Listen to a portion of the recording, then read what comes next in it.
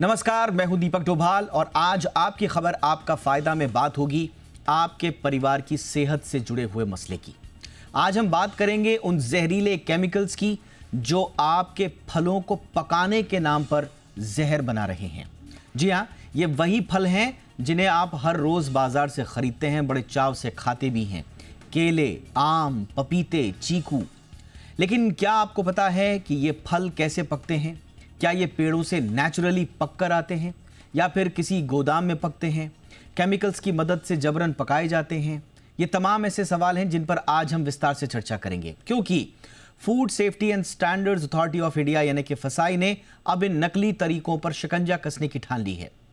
20 मई 2025 को जारी एक बयान में फसाई ने सभी राज्यों और केंद्र शासित प्रदेशों को आदेश दिया कि वो अपने अपने इलाकों में गोडाउन, मंडियों और स्टोरेज यूनिट्स में विशेष छापेमारी करें और कैल्शियम कार्बाइड जैसे प्रतिबंधित केमिकल्स के इस्तेमाल पर रोक लगाएं।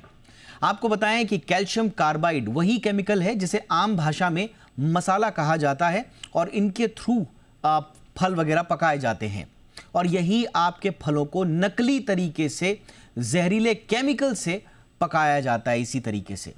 और इसका नतीजा होता है कभी कभी छोटी मोटी प्रॉब्लम्स जैसे मुंह के छाले, पेट की जलन। लेकिन ये पर्याप्त ऐसी रिसर्चेज हैं और ऐसे समझाइश भी दी जाती है लोगों को कि आगे चलकर इससे कैंसर जैसी गंभीर बीमारियों का सामना भी करना पड़ सकता है। फसाई ने साफ किया है कि अगर किसी गोदाम में ये केमिकल फलों के साथ पाया गया तो उसे परिस्थिति जन्य सबूत यानी कि सर्कमस्टेंशियल एविडेंस माना जाएगा और उस फूड बिजनेस ऑपरेटर पर सीधे एफएसएस एक्ट 2006 के तहत कार्रवाई की जाएगी। फसाई ने कहा है कि कुछ दुकानदार और कारोबारी केलों और दूसरे फलों को पकाने के लिए सीधे एक केमिकल एथिफोन में भी डुबो रहे हैं। अब इसका मतलब क्या है ये भी समझ लीजिए। जैसे कपड़े को रंगने के लिए रंग में डुबो दिया जाता है, वैसे ही कुछ लोग फलों को केमिकल में डुबोकर जबरन पकाने की कोशिश कर रहे हैं। लेकिन फसाई ने साफ कहा है कि यह तरीका गलत है, खतरनाक है और सेहत के लिए जहर जैसा ही है। तो फिर सही तरीका क्या है? एथिफोन को सीधे फलों पर नहीं लगाना चाहिए। इसका काम सिर्फ एथिलीन गैस बनाना है, जो एक नेचुरल गैस है जो फलों को धीरे धीरे और सुरक्षित तरीके से पकाती है। फसाई ने यह भी कहा है कि इसे इस्तेमाल करने के भी कुछ नियम हैं जिन्हें एसओपीज कहते हैं, स्टैंडर्ड ऑपरेटिंग प्रोसीजर्स, और उसके तहत ही ये सब होना चाहिए। केमिकल में डुबाना उन नियमों का उल्लंघन है। फसाई की 2 टूक चेतावनी है कि अगर कोई भी इन नियमों का उल्लंघन करता पाया गया तो सख्त कार्रवाई होगी। अब इस मुद्दे पर बातचीत करने के लिए मैं मंच ओपन कर रहा हूं। स्वागत करते हैं आज के मेहमानों का। हमारे साथ हैं डॉक्टर गौतम भंसाली, जाने माने स्वास्थ्य विशेषज्ञ हैं, आप देश के सीनियर फिजिशियन हैं बॉम्बे हॉस्पिटल में। गुड इवनिंग सर, बहुत बहुत स्वागत है डॉक्टर भंसाली आपका शो पे। हमारे साथ हैं महेश झगड़े साहब, पूर्व एफडीए कमिश्नर हैं और खाद्य मामलों के अब आप जाने माने जानकार हैं, हमारे साथ बहुत सारे शोज में आ चुके हैं। बहुत बहुत स्वागत है सर आपका हमारे शो पे झगड़े सर। और हमारे साथ हैं अलका दुबे जी, प्रोग्राम कोऑर्डिनेटर हैं टॉक्सिक लिंक्स में और आप भी इस विषय में काफ़ी जानकारी रखती हैं और जागरूकता भी फैलाती हैं। बहुत बहुत स्वागत है अलका जी आपका भी हमारे शो पे। सबसे पहले मैं फसाई के ये जो लेटर आया है जिसमें सारे राज्यों को कहा गया है, यूटीज़ को कहा गया है कि आप क्रैकडाउन कीजिए इस तरह के। मैं सर भंसाली सर आपसे सबसे पहले समझना चाहूँगा कि ये जो नकली तरीके से, कृत्रिम तरीके से और केमिकल से पकाए हुए फल हैं और उनका अगर हम कोई आम व्यक्ति सेवन करता है तो स्वास्थ्य पर कितने बड़े जोखिम हैं सर? जी दीपक जी, सबसे पहले तो मैं आपका बहुत बहुत शुक्रिया अदा करता हूं कि ये मौसम में जब लोग फ्रूट्स वगैरह बहुत खा रहे हैं, स्पेशली मैंगो, बनाना, अवाकाडो का भी एक बड़ा चलन चला है, हर तरह के फ्रूट्स वगैरह का। तो इस टाइम में लोगों को ये ध्यान रखना की ज़रूरत है कि जो बहुत ही वाइब्रेंट कलर का फ्रूट दिखता है या जो बहुत ही सॉफ्ट दिखता है या जो बहुत ही मीठा दिखता है, वो फ्रूट सही में खाने लायक है या वो आर्टिफिशियल या वो केमिकल एजेंट लगा करके या उसका मिक्स करके या उसका सेवन करके किया गया फ्रूट से। क्योंकि आजकल जो एथिलीन गैस है which is allowed by the फसाई और वो एक प्लांट हार्मोन है जिसकी वजह से उससे कोई नुकसान नहीं होता। 100 ppm तक अलाउ किया जाता है एथिलीन गैस को। लेकिन जो कैल्शियम कार्बाइड है वो सबसे बड़ा डेंजरस है जिसको यूज करते हैं आजकल काफ़ी फल मार्केट में या जो फ्रूट से रिलेटेड जो बिजनेस पीपल जिसे कह सकते हैं वो लोग हैं, ये फलों को पकाने के लिए जो उसकी ग्रोथ और डेवलपमेंट की जो एक लेटर स्टेज होती है, उस स्टेज में फल को ज़्यादा मीठा बनाने के लिए, सॉफ्ट बनाने के लिए, बड़ा ही वाइब्रेंट कलर का बनाने के लिए कैल्शियम कार्बाइड को यूज करते हैं, जिसमें कुछ मात्रा में आर्सेनिक और फॉस्फोरस भी होता है। ये हेल्थ के लिए बहुत ही बड़ा नुकसानदायक है। जो अभी तक देखा गया नुकसान में गैस्ट्रिक इरिटेशन, हाइपर एसिडिटी, आजकल एसिडिटी एक बहुत बड़ा कॉमन प्रॉब्लम हो गया है। हर सेकंड या थर्ड आदमी से अगर आप पूछोगे तो वो बोलेगा मुझे गैस और एसिडिटी की प्रॉब्लम है। हर सेकंड और थर्ड आदमी को ये खाने पीने में जिस तरह से केमिकल मिले जाते हैं उसकी वजह से होता है। म्यूकोजल इरिटेशन होता है, मुंह में जो है छाले पड़ने लग जाते हैं, और कुछ पेशेंट्स में कैंसरस इफेक्ट भी हुआ है। सो ह्यूमनली ये सेफ नहीं है। ये बहुत ही बड़ा वेलकम करने लायक एक फसाई का कदम है कि वो इस पर स्ट्रांगली एक्शन ले रही है।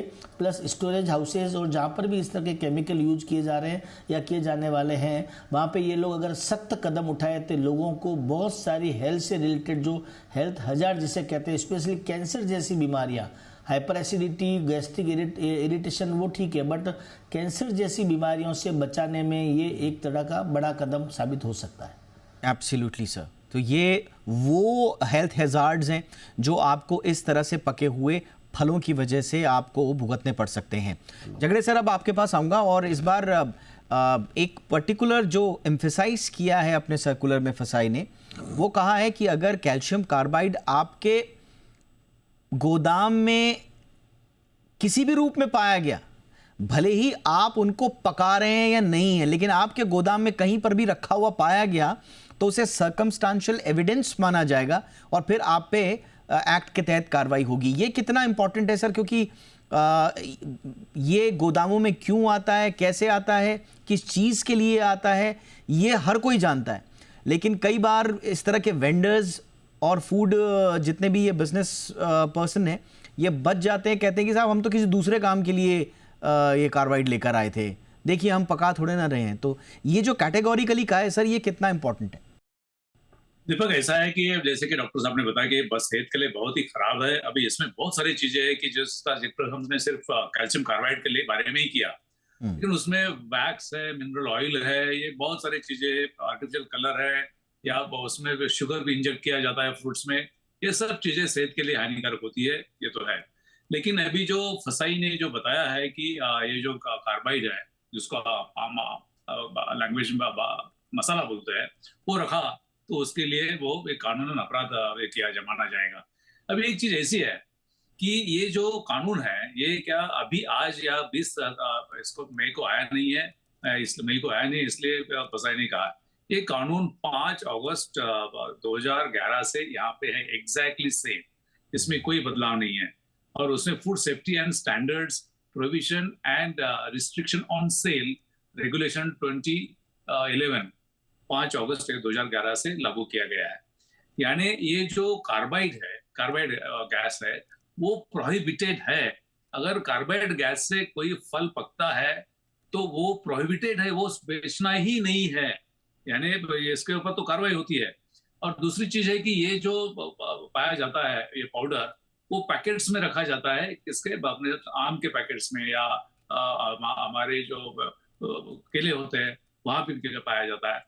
तो ये सब चीजें हैं, तो ये सबको मालूम है कि ये ऐसा होता है, लेकिन ये जो मशीनरी हो अनदेखी करती है। जब मैं फूड सेफ्टी कमिश्नर था महाराष्ट्र का 2011-12 में, तो एशिया की सबसे बड़ी मंडी है एपीएमसी वाशी करके, न्यू बॉम्बे जिसको बोलते हैं, वहां पे मैंने पूरे फ्रूट के जो होलसेल वेंडर्स है उनके ऊपर पाबंदी लगाई है, और इसमें उनके ऊपर बोला कि अगर किसी ने इसका इस्तेमाल किया ये गैस का, तो मैं सीधा ये अपराध दर्ज करूंगा कि जिससे आपने मानवीय लाइफ को अफेक्ट किया है।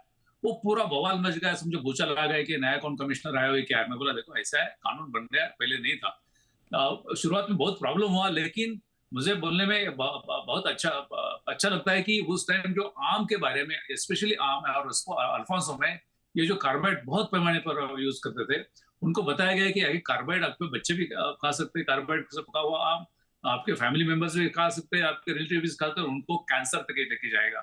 वो 8-10 दिन ही चला, लेकिन उन्होंने फिर ये नया टेक्नोलॉजी अडॉप्ट करने लगा, और अगले साल से न्यू बॉम्बे में जो सबसे एशिया की बड़ी मंडी है, वो पूरा उधर बंद कर दिया है। मुझे लगता है कि अगर फूड सेफ्टी कमिश्नर ने किया तो हर एक फल के लिए वो करना चाहिए। जैसे आजकल आप सेब के बारे में देखते हैं, सेब के ऊपर ऐसा शाइनिंग आने के लिए वैक्स लगाते हैं, और वो वैक्स कौन सा होता है? मिनरल वैक्स होता है। हाँ, बी वैक्स उसको इस्तेमाल करने के लिए ये है थोड़ा बहुत मात्रा में, लेकिन जो मिनरल वैक्स बिल्कुल अलाउड नहीं है। लेकिन आज सरेआम ये चलते रहता है। तो मुझे लगता है कि ये 2011 में 14 साल हुए, फसाई ने जो 20 मई को बोला ये जारी किया है, वो 5 अगस्त 2011 से यहाँ इस देश में लागू है। तो मुझे लगता है कि जो देश के जो फूड सेफ्टी कमिश्नर्स हैं, उन्होंने डे टू डे इसके ऊपर ये करना चाहिए, और वो ये करना चाहिए कि हर महीने में कितने लोगों के ऊपर कार्रवाई की। अगर आप इसका ब्यौरा निकाल लेंगे या इंफॉर्मेशन मांगेंगे एज ए चैनल, तो आपको नहीं लगेगा कि किसी के ऊपर कार्रवाई हुई है। ये क्या होता है कि ये आते हैं और फिर बाद में बिल्कुल सर, एब्सोल्युटली सर। इसमें देखिए बहुत है, एक तो ऑल्टरनेटिव्स का आपके पास कोई फसाई इथाइलिन गैस को, एथेफॉन को एक सेफर ऑल्टरनेटिव के रूप में प्रमोट तो ज़रूर कर रही है इसके उसमें, लेकिन होता क्या है कि अब इसमें एक तो ये हाई कॉस्ट होते हैं, लिमिटेड अवेलेबिलिटी है, तो ट्रेडर्स क्या करते हैं, चीपर और जो बैंड ऑप्शंस हैं कैल्शियम कार्बाइड हैं, और इसमें भी जैसा मैं कह रहा था कि अगर आपको इसका इस्तेमाल करने की इजाज़त दी भी गई है एथेफोन की, तो उसमें भी ये लोग क्या करते हैं, अब डायरेक्ट उसको डुबो दे रहे हैं। तो ये इस तरह के ये जो काम कर रहे हैं, इसमें मुझे लगता है कि फसाई को और ज़्यादा उचित तरीके से इसमें और ज़्यादा गहराई में उतरकर कार्रवाई करनी होगी, जैसा जगड़े सर ने भी कहा। अब मैं अलका जी आपके पास आऊँगा मैम, और थोड़ा सा मैम ये जो केमिकल्स हैं इनका स्वास्थ्य पर कितना और गहरा असर हो सकता है, ख़ास तौर से कैंसर से जो बार बार इनको लिंक किया जाता है, मैम थोड़ा सा इसका हमें रसायन शास्त्र समझाएं। देखिए, हम केमिकल अगर हम जनरल बात करें, कैल्शियम कार्बाइड है या इथाइलिन हम बात करते हैं, इथेफॉन भी जैसा आपने बोला कि इथेफॉन भी खतरनाक है। हमें एक चीज समझनी पड़ेगी, ये केमिकल इतने भी खतरनाक नहीं है कि हमने एक बार खाया साइनाइड की तरह हमें नुकसान हो गया। हम डेली वेजिटेबल्स हैं, फ्रूट्स हैं, खा रहे हैं, और हम इनका सेवन रोज कर रहे हैं, दिन में 3 से 4 बार कर रहे हैं। बच्चों को कहा जाता है कि 5 बार आप फल खाइए, 5 तरह के फल खाइए, क्योंकि हम इनका सेवन लगातार कर रहे हैं। हमारा शरीर रोज इनसे जूझ रहा है, जिसकी वजह से हमारे जो ऑर्गन्स हैं वो डैमेज हो रहे हैं। और कई बार ये जो केमिकल्स होते हैं ये हमारे अंदर के हार्मोन को मिमिक करते हैं, हमारे हार्मोन्स की तरह एक्ट करते हैं, और हमारे जो हार्मोनल सिस्टम है उसको डिस्टर्ब करते हैं। जब हम इन तरह के केमिकल्स का लगातार सेवन करते हैं तो हमारे जो ऑर्गन्स हैं, सेल्स हैं, वो डैमेज होते जाते हैं, जिसके कारण ये कैंसर का रूप ले लेते हैं। तो मुद्दा ये नहीं है कि आप कोई चीज एक बार ले रहे हैं, मुद्दा ये है कि आप रोज ले रहे हैं, बार बार ले रहे हैं। एफएसएसआई का ये एक्शन बहुत जरूरी है, और सिर्फ कैल्शियम कार्बाइड के लिए नहीं, कई तरह के डाई भी होते हैं। आपने देखा होगा वेजिटेबल्स को बहुत ज्यादा हरा दिखाने के लिए, बहुत ज्यादा ताजा दिखाने के लिए दूसरे तरीके के केमिकल में डिप कर दिया जाता है, जिसे लगता है कि हाँ एकदम आज ही मंडी से तोड़ के लेके आया गया है। मगर ये सारे के सारे क्या है, केमिकल्स हैं, इनमें से कोई भी खाद्य नहीं है। एफएसएसआई के अंडर इन सारे केमिकल्स को बैन किया गया है, प्रोहिबिट किया गया है। तो जरूरी है कि इस तरह के केमिकल से बचा जाए, क्योंकि रोजाना इनके सेवन से कैंसर तो बहुत बड़ी बात है। अगर हम बात करें चक्कर आना, उल्टी आना, और कई बार इस तरह के जो सिम्टम्स हैं आप समझ भी नहीं पाते हैं ये किस वजह से हुआ है। आप तो लग रहा है आप फ्रूट्स खा रहे हैं, आप हेल्दी डाइट ले रहे हैं। हाँ, ये आपने बहुत महत्वपूर्ण बात बोली कि एकदम से आपको कोई ऐसा इसका असर नहीं दिखाई देगा कि डैमेज हो जाएगा और सब कुछ वो हो जाएगा। धीरे धीरे धीरे ये जहर के रूप में आपकी बॉडी एक तरह से इनको एक्सेप्ट करने लगती है, लेकिन वो बॉडी के लिए बिल्कुल भी ठीक नहीं है। धीरे धीरे आपको पता भी नहीं चलता है कि आप कब बड़ी बीमारी के उसमें चले गए। एक ब्रेक के लिए रुकते हैं। ब्रेक के उस पार बिल्कुल सही हमारे तीनों मेहमानों ने कहा, आप सिर्फ कैल्शियम कार्बाइड को छोड़ दीजिए, ये जो ऑक्सीटोसिन का इस्तेमाल होता है टिपिकली एक वेटनरी मेडिसिन है, कैसे पंपकिन्स को, वाटरमेलन्स को, कुकुम्बर्स को, उनकी ग्रोथ को एक्सेलरेट करने के लिए इस्तेमाल होता है। वैक्स कोटिंग जिसका जगड़े सर ने जिक्र किया, अभी वैक्स कोटिंग का कितना बड़ा भी जाल अभी भी हम उससे निकले नहीं हैं। पेस्टिसाइड्स के इस्तेमाल, सिर्फ कैल्शियम कार्बाइड ही नहीं, हमारे फलों और खाद्य पदार्थों में पूरी श्रृंखला है केमिकल्स की जो हमारे शरीर को बहुत नुकसान पहुंचा सकते हैं। वहाँ तक क्या फसाई पहुंचा है और गहराई में कैसे पहुंचना है, इस पर एक छोटे से ब्रेक के बाद चर्चा।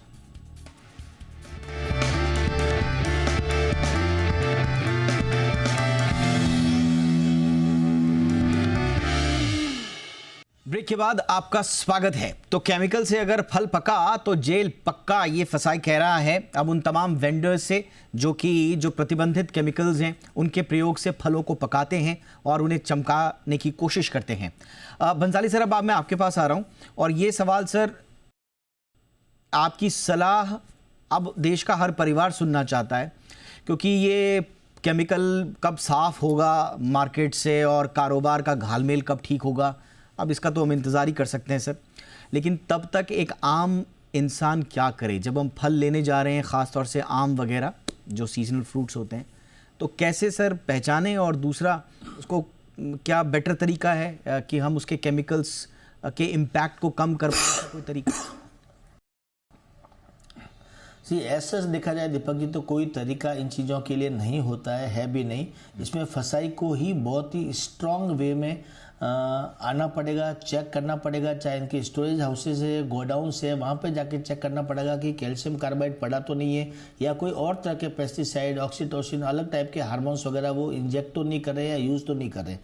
पब्लिक को जहाँ तक ध्यान रखने की बात है, उसमें इतना ही ध्यान रखना है कि बहुत ज़्यादा अगर आपको शक होता है कि ये फ्रूट बहुत ज़्यादा वाइब्रेंट कलर का दिख रहा है या बहुत ही ज़्यादा सॉफ्ट लग रहा है, तो थोड़ा सा उसके बारे में चेक करें या ऑर्गेनिक फूड की तरफ जाने की कोशिश करें। तीसरा जो ध्यान रखने की बात इसमें ये होती है कि फल लाने के बाद में उसको अच्छे से धोएं, अच्छे से साफ करें, थोड़ा सा गर्म पानी लेकर के उसको धोएं, ताकि जो भी मात्रा कम हो सकती है पेस्टिसाइड की या इस तरह से जो आर्टिफिशियल हार्मोन्स वगैरह यूज किए जाते हैं फल को पकाने के लिए, उनका इफेक्ट एटलीस्ट थोड़ा सा कम हो सके। यही 2-3 बातें हैं जिसका ध्यान रखा जा सकता है। बाकी गवर्नमेंट लेवल पे काफ़ी सेंसर आते हैं, कैलोरीमेट्रिक सेंसर होता है जिसको अगर आप रखते हो या इसका केमिकल यूज किया जाता है, उसका सॉल्यूशन में डाल के अगर चैम्बर में देखते हैं तो मालूम पड़ जाता है कि कैल्शियम कार्बाइड यूज हुआ या नहीं हुआ, या कोई अलग टाइप का हार्मोन्स वगैरह यूज हुआ या नहीं हुआ। सो इतना सा ध्यान रखने की बात है कि मेनली जब फल लेके आते हैं उनको क्लीन करें, साफ करें, पानी से अच्छे से धोएं और उसके बाद कुछ समय रखने के कुछ समय पश्चात उसका सेवन करें, तो शायद इस टाइप के हार्मोन्स का या इस तरह के नुकसानदायक जो पेस्टिसाइड्स है इनसे थोड़ा सा बचा जा सकता है। सर, मैं बंसाली सर आपसे थोड़ा सा और संक्षेप में समझना चाहूँगा, जिसका जिक्र आपने शुरू में किया, बड़ा महत्वपूर्ण आपने बात बोली। ये आजकल जो गैस से रिलेटेड प्रॉब्लम्स हो गई हैं, हम देख रहे हैं कि यंग एज में हार्मोनल इम्बैलेंस के बहुत बड़े इश्यूज आने शुरू हो चुके हैं। अब जाहिर सी बात है सर कि इनका कोरिलेशन स्थापित करना मेडिकल साइंस के लिए भी बड़ा मुश्किल है कि डायरेक्ट केमिकल से है या नहीं है।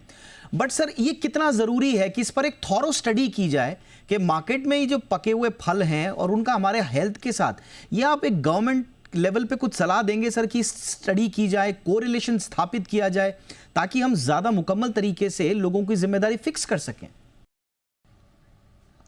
डेफिनेटली दीपक जी, इसके बारे में हमने बार बार गवर्नमेंट एजेंसीज को पहले भी बोला है कि जो भी ये पके हुए फल है या वेजिटेबल्स होती है, जैसे वो कद्दू वगैरह होते हैं, उसमें इंजेक्शंस वगैरह यूज किए जाते हैं, इन चीज़ों का डिटेल एक रिसर्च स्टडी करनी चाहिए। बिकॉज अगर आप देखा जाए तो आज की डेट में कैंसर के पेशेंट्स, हिंदुस्तान कई तरह से कैंसर पेशेंट्स की कैपिटल बन चुका है। जैसे पहले डायबिटीज की कैपिटल था, आज की डेट में कैंसर पेशेंट्स की कैपिटल जैसी बन चुका है। हर आप किसी फैमिली में सुनेंगे, दूसरे या तीसरे लोगों में, या हर कोई फ्रेंड की फैमिली में सुनेंगे आप कि उसके घर में कोई न कोई कैंसर का पेशेंट मिलेगा, और बहुत ही यंग एज में। कई बार लोग बोलते हैं कि मैं ना कुछ खाता हूँ, ना कुछ पीता हूँ, ना मेरी कोई बैड हैबिट्स है, उसके बाद भी उसको कैंसर हुआ है। काफ़ी सारे ऐसे आपको केसेस मिल सकते हैं। मुझे लगता है सबसे बड़ा कारण जो इसमें हो सकता है पेस्टिसाइड का, इस तरह के जो हार्मोन्स यूज किए जाते हैं या केमिकल एजेंट जो यूज किए जाते हैं। गवर्नमेंट अगर इनका एक स्टडी करे या कोई रिसर्च सेंटर इसके बारे में स्टडी करे पेशेंट्स का और उनकी लाइफस्टाइल या उन्होंने क्या चीज़ खाया पिया या लास्ट का 10 साल का स्टडी करके देखे रेट्रोस्पेक्टिवली, तो मुझे लगता है काफ़ी बड़ा एक मार्कर या माइलस्टोन साबित हो सकता है फ्यूचर के लिए या फ्यूचर जनरेशन के लिए। तो इस पर देखें गवर्नमेंट को कुछ ना कुछ करना होगा, because this is high time. अच्छा, इसके ऊपर झगड़े सर, एक आपने तो सर, आप तो पहले तो sir, I mean we always appreciate कि आपने सिस्टम में रह के भी उन तमाम चुनौतियों को पार किया और एक अलग लीक हटकर आपने बहुत सारे उदाहरण पेश किए हैं। अब यहाँ पर आता है कि माना गवर्नमेंट अगर थोड़ा आगे अगर आना भी चाहे तो फिर इंडस्ट्री का प्रेशर आना शुरू हो जाता है। अब गवर्नमेंट इसमें फंस जाती है कि पब्लिक हेल्थ को हम प्रायोरिटाइज करें या फिर इंडस्ट्री इंटरेस्ट्स को हम प्रायोरिटाइज करें। अब खाने पीने की चीज़ तो आप सब जान ही रहे हैं, और ये अब तो नेक्स्ट अब तेल है, करेंसी है, जो भी आप बोलें, फूड इंडस्ट्री, इसी से अब सब पैसे बनाएंगे सर आ रही है, तो जाहिर सी बात है इंडस्ट्री प्रेशर भी आएगा। How to tackle that sir, अगर फसाई को आप कुछ सलाह देना चाहें? और दीपक, ऐसा है कि इसमें प्रेशर आएगा तो प्रेशर कहाँ आता है कि जो इंडस्ट्री मैन्युफैक्चर्ड जो होते हैं फूड आइटम्स होते हैं या प्रोसेस फूड आइटम होते हैं, और जहाँ इंडस्ट्री बड़ी होती है वहाँ आने के चांसेस ज्यादा होते हैं। लेकिन चूंकि हम बात कर रहे हैं फ्रूट्स की और वेजिटेबल्स की, जहाँ पे ये ऐसे जो गलत केमिकल्स यूज किए जाते हैं, मुझे नहीं लगता है कोई प्रेशर आता है। और मैं सिस्टम का एक हिस्सा हूँ। खाने की चीज के ऊपर मुझे नहीं लगता कि ज्यादा कोई ऐसा यानी पॉलिटिकल लीडरशिप भी इसके ऐसे बाजू में उनके खड़े रहेंगी, इंडस्ट्री के बाजू में। हाँ, ये मार्केट इकोनॉमी है, वो सब कुछ ठीक है, लेकिन इसमें मेन फ्लॉ जो है वो इम्प्लीमेंटेशन का है। जैसे कि डॉक्टर साहब ने बताया कि ऐसा सेंटर होना चाहिए। इसमें इंटरनेशनल लेवल पे फिर कॉडेक्स एलिमेंटेरियस कमीशन बना हुआ है वर्ल्ड हेल्थ ऑर्गेनाइजेशन का और फूड एंड एग्रीकल्चर ऑर्गेनाइजेशन का, और वो ये स्टैंडर्ड बताते हैं और इसके ऊपर रिसर्च होके फिर ये बैन कर दिया गया है, ये प्रिवेंट कर दिया है, इसके ऊपर रिस्ट्रिक्शंस ला गए। तो मुझे लगता है कि इसका इम्प्लीमेंटेशन होना जरूरी है। गवर्नमेंट के ऊपर तो प्रेशर मुझे ये फ्रूट्स के बिजनेस में मुझे दिखाई नहीं दिया, या वेजिटेबल्स में दिखाई नहीं दिया। कोई ऐसा नहीं बोलेगा कि कलर करके करो या वैक्स लगा के दे दो या ऐसा ये जो मसाला बना के आप फ्रूट से करो, ऐसा नहीं होता है। हाँ, जहां जब बात आती है कि ऑयल भी, इसमें कि ऑयल का मिक्सचर होता है, उसमें दूसरा ऑयल मिक्स करके वो बेचा जाता है, वहां शायद हो सकता है। मुझे लगता है कि अभी गवर्नमेंट मशीनरी यानी फसाई से लेके फूड सेफ्टी कमिश्नर जो होते हैं स्टेट के, उनके ऊपर मैंडेट दिया है पार्लियामेंट ने कि आपको ये स्टैंडर्ड की चीजें ही मार्केट में लानी पड़ेगी। और ये कानून का एक अगर सेंटेंस पे एक्सप्लेन किया जाए तो ये from farm to fork, from farm to fork, ये पूरा लाइसेंस चीज है, और ये इसकी जिम्मेवारी फसाई और फूड सेफ्टी कमिश्नर को ऊपर दिया है। उन्होंने सिर्फ जो कानून की किताब में दिया है, जो पार्लियामेंट ने कहा, वो अगर इम्प्लीमेंट किया तो मुझे नहीं लगता है कि इसमें कोई ऐसा इंडस्ट्री का दबाव आने के चांसेस या कुछ है। जब मैं था, हाँ, थोड़ा बहुत दबाव तो आता है, लेकिन एक लिमिट तक, उसके आगे कोई दबाव आता नहीं है। और मुझे लगता है कि ये थोड़ा सा कहना गलत होगा कि इंडस्ट्री के दबाव में हम सबकी सेहत के ऊपर कोई असर करे। बट सर थोड़ा सा मैं संक्षेप में समझना चाहूंगा। ठीक है, फ्रेश फ्रूट मार्केट है, हमने उसका दायरा थोड़ा सा लिमिटेड कर लिया, लेकिन सर इसी के तलहटी में घुसा हुआ एक बहुत बड़ा मार्केट है प्रोसेस्ड और फ्रोजन फ्रूट्स का सर। अब अगर ये केमिकल से के पकाए जा रहे हैं तो क्या ये केमिकल प्रोसेस्ड और फ्रोजन फ्रूट्स तक नहीं जा रहा है? जो दूसरे जगह है जो इस पूरे मार्केट से जुड़ी हुई है वहां नहीं जा रहा है सर, तो क्या ये खतरा वहां तक नहीं जाएगा? दीपक, इसमें ऐसा है कि जो बड़े पैमाने पर अगर रॉ मटेरियल इस्तेमाल करते हैं तो वो रॉ मटेरियल की क्वालिटी, वो फूड सेफ्टी जो स्टैंडर्ड्स बने हैं उसमें एसओपीज बने हैं कि अगर समझो आप आम का जूस बनाने की बड़ी फैक्ट्री है, तो उसमें वो जो जूस बनेगा उसका बाकायदा लेबोरेटरी में टेस्ट करना पड़ता है कि उसमें पेस्टिसाइड कितना है, फंजीसाइड्स कितना है, हर्बिसाइड्स कितना है और कोई मात्रा है क्या, और वो देख के फिर उनको आगे जाना होता है। वहां वो स्टैंडर्ड्स बने हुए होता है कि नहीं, ये अलग चीज है, और बहुत बार तो होता ही है। ऐसे नहीं कि बड़ी कंपनी जब होती है, क्योंकि अगर कुछ पाएगा तो नुकसान बहुत बड़ा होता है। आपको याद रहेगा कि एक नेस्ले का एक प्रोडक्ट था, उसमें लेड पाया गया था और उसका पूरा बिजनेस के ऊपर असर गिरा। तो नॉर्मली बड़ी कंपनियां जो होती है ये करना इतना ध्यान देते रहती है, और उनका जो क्वालिटी कंट्रोल के मैकेनिज्म है वो भी अच्छे होते हैं।